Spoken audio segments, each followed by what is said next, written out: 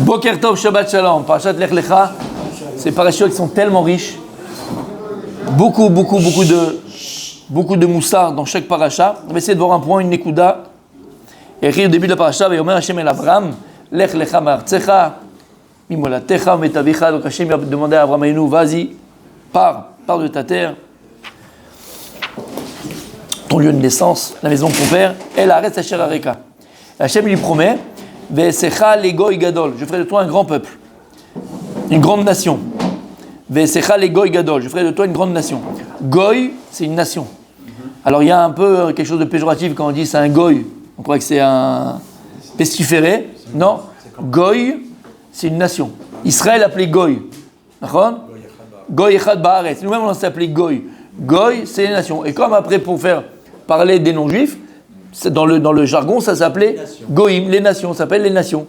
Mais c'est pas quelque chose de péjoratif. Ce sont oui les nations du monde. Ok.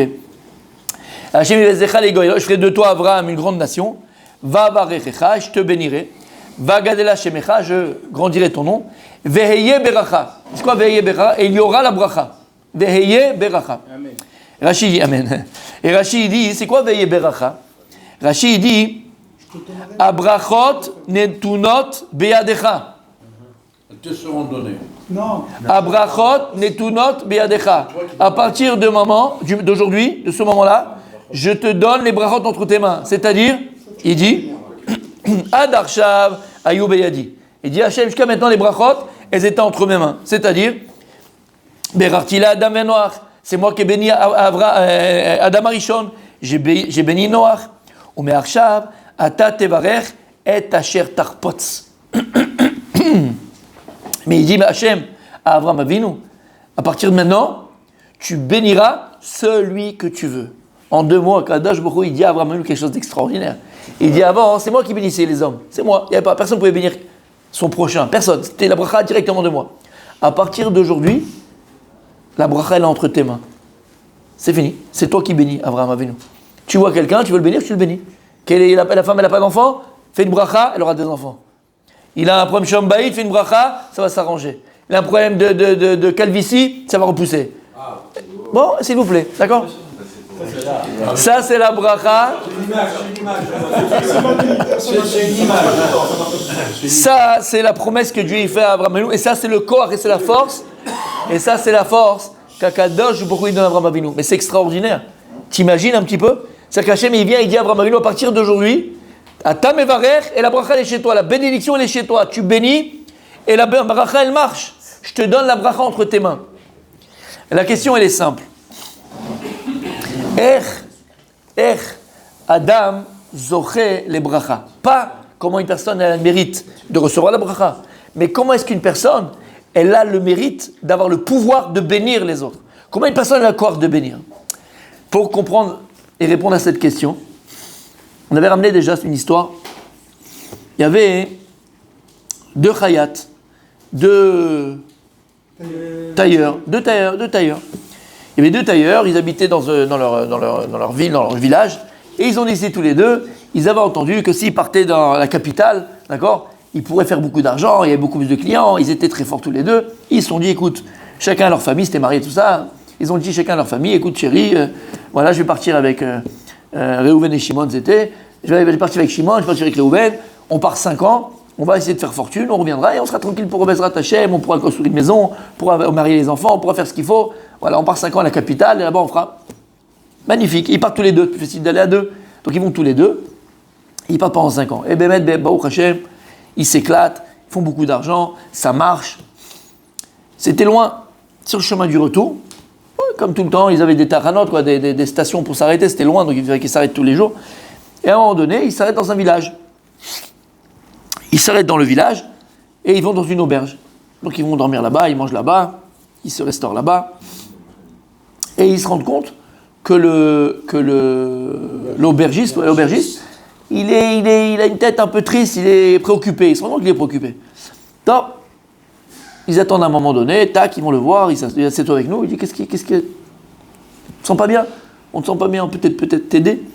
Il dit écoutez, à part mon métier d'aubergiste, je suis très proche du gouverneur de la région, Je suis très proche de lui, il me demande des conseils et tout ça, et je m'occupe, comme son intendant, quoi, je m'occupe vraiment des choses importantes. Et il va marier sa fille, et il ne trouve pas de couturier, ils ont tout essayé, des machins et tout, rien ne lui plaît à la fille, rien ne lui plaît, ça ne marche pas, elle ne veut pas, machin, et il m'a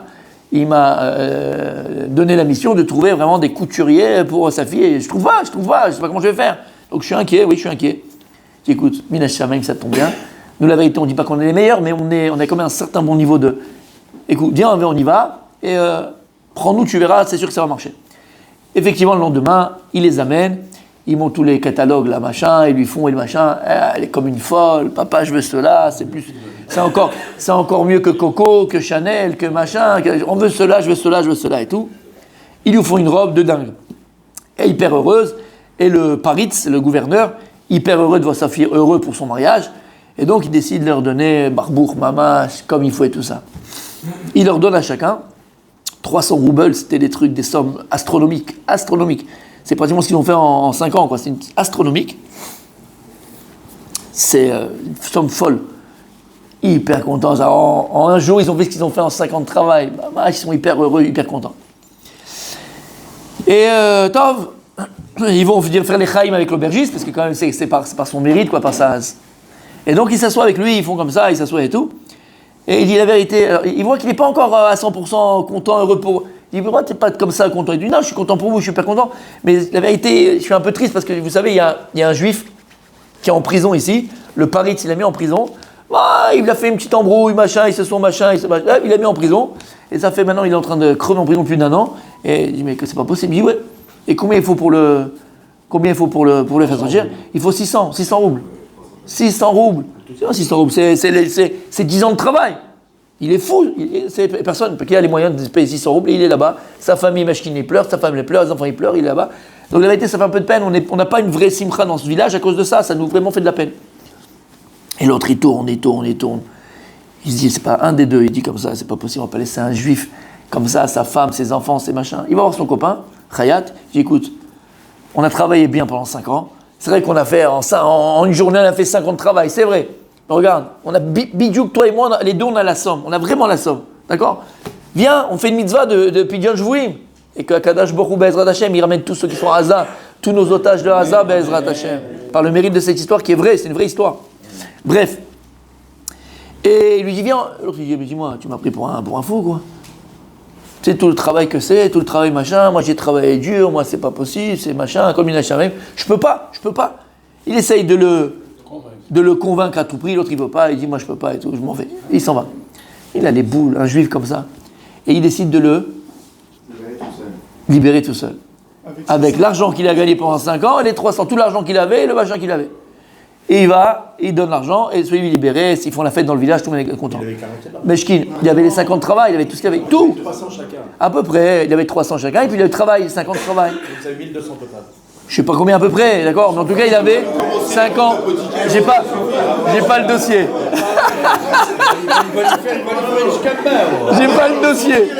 J'ai pas le dossier.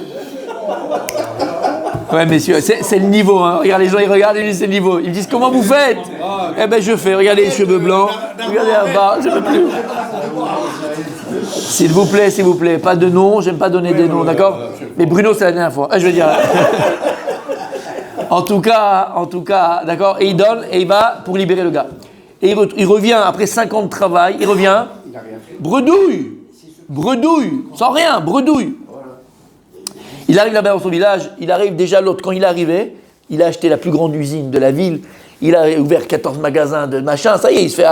Et lui, il est là, il retrouve son petit magasin, là, 2 mètres sur 2, avec ses petites aiguilles à machin, et sa femme, elle m'a dit, qu'est-ce que t'as fait? Bon, elle lui dit, bon, elle est contente, elle dit, maman, bon, il a fait une grande mitzvah, mais quand même, qu'est-ce qu'on va manger maintenant? Et lui, il est mesquine, et tout le monde va chez l'autre, c'est mamash, c'est pas made for you, c'est en dessous made for you, c'est pas encore, il n'est pas arrivé à ton degré, mais il essaye de se rapprocher de made for you, d'accord? Ok, bref, c'est ça, made for you, je dis. Bref, et donc il essaye. Et l'autre, meshkin, il est mesquin, personne ne s'occupe de lui. L'autre, maintenant c'est lui un snob, un bourgeois, il fait partie de la high society. Tu comprends, en plus il est styliste et les machins, c'est les grandes... Et lui il est meshkin. Et il ne sait pas comment s'en sortir. Un jour, il y a le sapak, vous savez, les tissus. Il y a le sapak, le fournisseur des tissus et tout ça. il rentre dans son magasin, à lui. Il dit, écoute, tu veux pas un petit peu, toi, t'améliorer, faire remonter ta truc et tout. Il dit, oui, mais qu'est-ce que tu proposes? Non, il pose des trucs de machin, d'Italie, des tissus d'Italie, des tissus de machin et tout. Il dit, mais j'ai pas pour te payer ça. J'ai pas pour te payer ça. Il dit, écoute, regarde, ça va être simple. Tu me fais de la peine, d'accord, ça c'est dommage. Tu peux, regarde, écoute, quand tu pourras, tu me paieras. Je te donne là, quand tu pourras, tu me paieras. Mais juste une chose, je te demande, j'ai un super rendez-vous, super, mais c'est le rendez-vous de ma vie. C'est-à-dire que ce rendez-vous, il peut changer ma vie. Fais-moi une bracha. Il lui dit, mais tu peux aller chez le Baal Shem Tov, c'est l'époque du Baal Shem Tov. Il y a le Baal Shem Tov, il y a le machin, qu'est-ce que tu veux chez moi? Il dit, s'il te plaît, fais-moi une bracha, tout ce que je veux, fais-moi une bracha, voilà, et je te donne le tissu et tu pourras commencer à travailler. Bon, lui, il dit, ok, c'est quoi ton nom, c'est quoi machin, c'est quoi ce truc, il lui fait, il fait une bracha, tzlacha, tatati, tatata, machin et tout, il s'en va. Une semaine après, il revient avec 18 catalogues. Et il dit, vas-y, qu'est-ce que tu veux prendre? Il dit, non, je peux pas te payer, je t'ai dit, je pourrais pas te payer, il faut attendre au moins 6 mois. Je t'ai dit, l'autre il a peur, il est comme ça. Il dit, non, je m'en fous de ton histoire. Il dit, qu'est-ce que tu prends? Vas-y, prends. Il dit, non, mais prends. Mais juste une chose, tu me fais une bracha, parce que là, je dois marier ma fille, machin et tout, il fait une bracha. Que il prend pas à l'autre. Et il lui dit, machin, il dit, bon, bracha, comment s'appelle ta fille? Il fait une bracha, machin. Une semaine plus tard, il revient. Il envoie une invitation. Il dit, voilà, je marie ma fille, Bezrat Hashem. Je dis, oh, c'est pas possible. L'autre, il comprend pas, il comprend rien. Il croit que c'était déjà un chidour, il croyait juste magnifique. Il lui dit, écoute, juste une chose. Il lui donne encore des tissus et des machins, il travaille avec lui. Et à chaque fois qu'il vient, il lui demande des paroles. Maintenant, les murs ont des oreilles, le type il parle. D'accord? Et puis, tous les jours, il y a des gens qui rentrent dans son magasin. Et il dit, écoute, regarde, je dois aller marier ma fille. Tu peux me faire le bras? L'autre dit, je dois faire une opération importante. Je peux me bras. Et tout le monde demandait les brachot.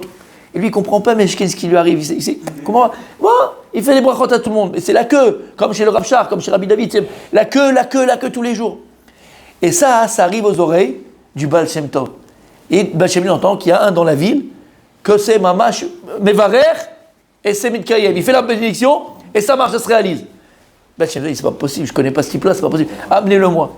Et ils font venir le Chayal. Et le Chayal va chez le Baal Shem Tov. Il dit, mon fils, dis-moi, qu'est-ce que tu fais dans la vie? Je prends du truc et je couds. Qu'est-ce que je fais dans ma vie? Rien. Il dit, non, qu'est-ce que tu as fait? Raconte-moi tes histoires de ta vie. Tu as vu quelque chose de particulier? Je dis, ah oui, particulier. Je suis parti travailler 5 ans comme un bourricot. J'ai fait vraiment fortune, ça a marché. Sur le retour, juste dans cette auberge, il y a 18 auberges, juste dans cette auberge, je suis arrivé. Il lui raconte l'histoire avec la fille du machin, j'ai gagné 300 roubles. Il a raconté l'histoire qu'il y a un juif qui est en prison. Mon associé, mon copain, il n'a pas voulu. Et moi, j'ai tout donné. Et voilà, j'ai gardé mon petit magasin. Mais ça va mieux. Ça va un petit peu mieux. J'ai mon petit magasin, je suis toujours un... Le Baal Shem Tov, il lui a dit, Tevarech oti. Tevarech oti. Il lui a dit, fais-moi la bracha. Tevarech oti. Il dit, c'est pour ça que tu as un coeur de bracha. Lama. On a posé la question, Nachon. Akadash, il dit Abraham Avinu, Abraham. Ve'ye beracha. Maintenant, jusqu'à présent, la bracha était entre mes mains, il dit Hachem. Je te la donne. Tout celui que tu béniras, ça marchera. Direct, la bénédiction que tu vas faire, elle va marcher. Tu as dit Lama. Qui c'est qui est Baal bracha? Qui a le pouvoir sur la bracha? Qui a la possibilité de bénir? À qui tu vas demander une bracha? Tu sais à qui tu dois courir? 2 choses. Mishe Baal Isurin, Mishe Yeshlo Ma'asim Tovim. Quelqu'un qui est dans la souffrance et qui souffre et qui a souffert dans sa vie, et quelqu'un qui fait des actions. Et quand on dit de bonnes actions, des bonnes actions, ce n'est pas les actions qu'il publie, des choses qu'il cache, qu'il ne montre pas. Quelqu'un qui fait les Ma'asim Tovim qui ne les montre pas, Yeshlo Koach Bracha. Ce Chayat-là, il était Baal Isurin, il est revenu, il a tout perdu, il a vécu comme un moins que rien. Il est Baal Isurin, la tsar que c'est après 10 ans, 5 ans de travail, revenir bredouille, tout ce que tu avais, Baal Isurin. Il a dit le Baal Shem Tov, et Ma'asim Tovim, regarde ce qu'il a été capable de faire. Il a dit Baal Shem Tov, Michou Baal Isurin, quelqu'un qui va mettre des souffrances. Et tu le vois, des fois il y a des gens qui ont vraiment souffert. Ces gens-là, va leur demander une bracha. Des gens qui ont souffert, qui ont perdu des proches, d'accord, ou des maladies, ou des ce que tu veux. Ces personnes-là, d'Avka elles ont la possibilité, elles ont la puissance de la bénédiction. La bracha se trouve comment? Pourquoi? Parce que ces gens-là, à travers leur souffrance, ou bien, comme on a dit, les Ma'asim Tovim qu'ils ont fait et qu'ils ont caché, quelqu'un qui avait la souffrance, c'est comme un petit peu, je donne, d'accord, Stam, c'est une image, c'est un peu l'histoire de la mitzvah qu'on a du Shiloh Haken. C'est quoi l'idée de Shiloh Haken? C'est que si tu vois une maman, entre guillemets, sur les œufs de ses petits, d'accord, un oiseau, maman, femelle, sur les œufs de ses petits, tu la chasses, tu prends les œufs, après tu les remets, c'est pas un problème, tu les remets. D'accord? Pourquoi? On dit que ça amène la Géoula. La lama, parce qu'elle va pleurer chez Akadosh Baruch Hu. Elle va pleurer. Quelqu'un qui a souffert, qui a crié, il prie de son cœur. Cette personne-là, elle prie de son cœur. Quelqu'un qui a la souffrance, il prie de son cœur. Et ça, Akadosh Baruch Hu, quelqu'un qui a la souffrance, Akadosh Baruch Hu, tout de suite, il exauce. Tout de suite, Dieu, il exauce. Donc quelqu'un qui a souffert et qui prie, qui fait des brachot, tout de suite, Akadosh Baruch Hu, il écoute cette fille-là. Et aussi celui qui fait des masim tovim, celui qui a des bonnes actions, mais qui ne les publie pas, qui ne les montre pas, qui les cache, en vérité, c'est quoi? Ça veut dire que ce qu'il est, ce qu'il fait, c'est Emet, c'est la vérité. Et c'est quoi la vérité? C'est quoi le Emet? Le Emet, il est éternel. Le Emet, il est infini. Le Emet, c'est la vie éternelle. Et donc, cette personne a le Koach Be'emet, avec cette vérité qu'il a en lui, d'amener la bracha sur l'autre. C'est ça la bracha. La bracha, c'est Midat Emet. Comment on peut savoir s'il cache ça? Emet, c'est pour ça que la Gemara, elle dit, ne méprise pas à filou la bracha bénédiction d'un idiot. Idiot d'une personne qui est simple. Même d'une personne qui est simple dans la rue, accepte sa bénédiction et prend sa bénédiction. Lama, qui a talodé, mais d'où elle peut venir la bracha? Parce que peut-être ces personnes, elles te montrent toujours, Baruch Hashem, un sourire, mais peut-être que derrière, il y a une grosse souffrance que tu ne sais pas. Et je peux vous dire que Behemet, c'est comme ça. Tu vois, tu côtoies des gens autour de toi et tu ne peux même pas t'imaginer la vie qu'ils ont. Tu ne peux même pas t'imaginer ce qu'ils sont en train de vivre. Pourquoi? Parce que toi, tu es dans ta petite vie, tu ne fais pas attention aux autres. Mais je peux te dire qu'ils vivent une vraie souffrance. Une vraie souffrance. Ne méprise pas la bracha des gens, des gens simples, on va dire. Lama qui a talodéa. Et au contraire, plus une personne, elle se montre, moins tu sais que la bracha, elle est là-bas. Moins une personne, elle se montre dans ce qu'elle fait, plus la bracha, elle est là-bas. Et c'est ça qu'Akadosh voulait donner à Abraham Avinu. Elle est Yeberacha. Pourquoi Abraham Avinu, il a eu ce corps de bracha? Parce qu'Abraham, il a été non seulement Baïli Sourim, tout ce qu'il a vécu, il a dû quitter son père, sa mère, son village, une terre qu'il ne connaissait même pas. Il y avait la famine. Sarah, Imenu, elle a été prise dans un machin. Imagine, ta femme, elle est prise chez les Moudjahidines, Hashem Ishmor, elle est prise par le...